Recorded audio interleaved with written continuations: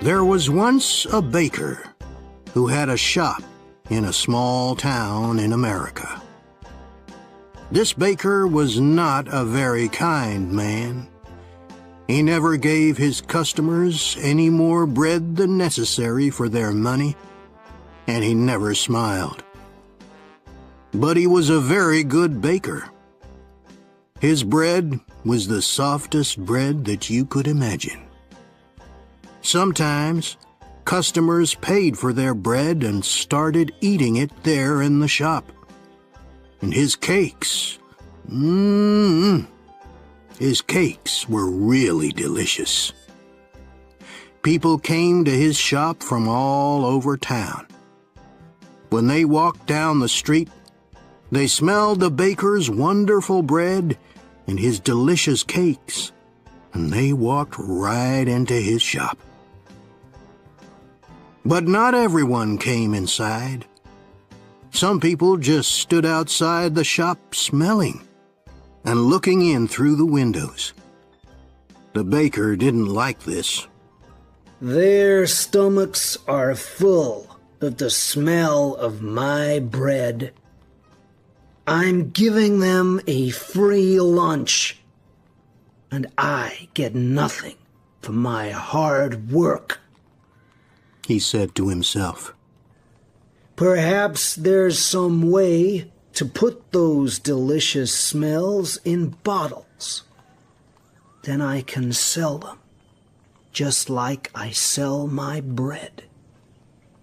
One winter morning, very early, the baker was in his shop, making bread. He wasn't singing happily while he worked.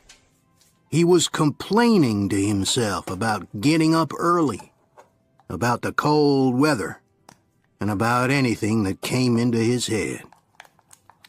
In the middle of all this, he looked up and saw someone looking in through the window. It was a young man wearing an old coat. He was looking at the baker's bread, and he was hungry. He was smelling the fresh bread and smiling. When the baker saw him, he felt very angry.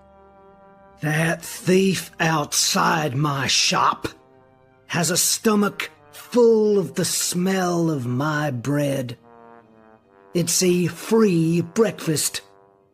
I get nothing for my hard work, while he steals my smells. The man didn't move. He just stood there, closed his eyes, and smelt the fresh bread happily. The baker was really angry now. He walked across the shop, opened the door, and shouted at the man, "Pay me!" Pay you for what? asked the young man in great surprise. For the smells that you've stolen, replied the baker. But I've stolen nothing. I'm only smelling the air. Air is free, said the hungry young man. It's not free when it's full of the smells from my shop, replied the baker. Pay me now, or I'll call the police. When the young man didn't pay, the baker took him by the coat and pulled him through the snow to the judge's house. He knocked on the door. After a long time, the judge opened the door in his nightclothes. He looked at the baker and the hungry young man standing outside in the street. It was 6 o'clock in the morning. What could be so important so early in the day? This man is a thief. He stole the smells from my shop, said the baker. The judge was surprised, but all he said was, "Come in and tell me your story. But first, give me time to dress myself." He went back into the house.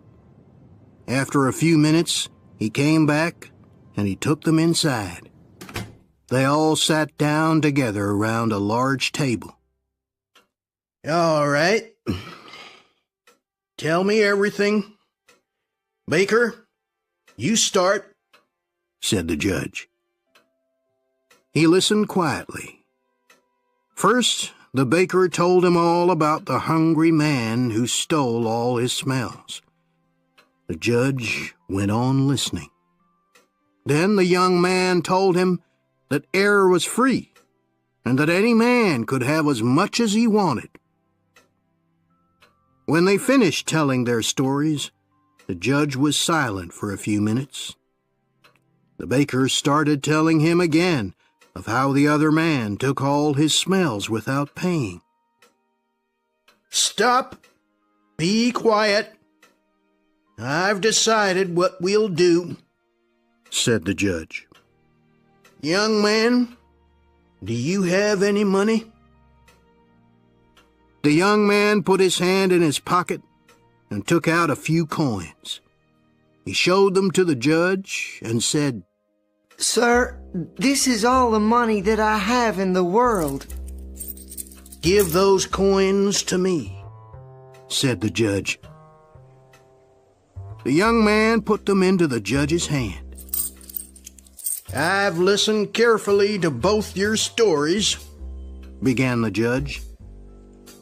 "It's true that the smells were coming out of the baker's shop, and these smells belonged to the baker. And it's also true that this young man took those smells without paying for them. And so I say that the young man has to pay the baker for the smells that he took." The baker smiled, perhaps for the very first time in his life. He held out his hand at once for the money, but the judge didn't give him the coins.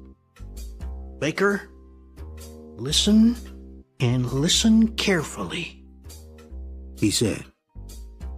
He shook the coins in his hands, and they clinked together. "That can pay for the smells," he said to the baker. "Give me my coins, sir," said the baker, not smiling anymore. "No," said the judge.